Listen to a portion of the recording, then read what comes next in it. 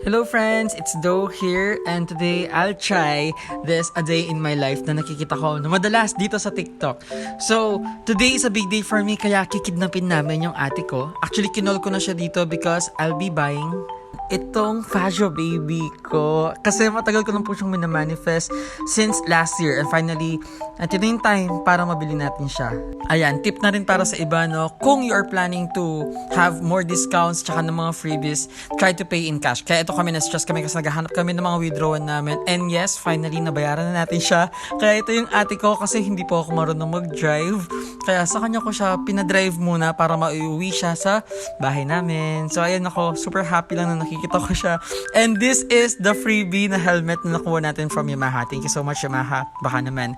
So ito yung ate ko, super cool lang nung Fajo ko. It's so sad na hindi ako yung first na nakaride. Pero I'm still happy kasi sa akin pa rin naman siya uwi. Uy!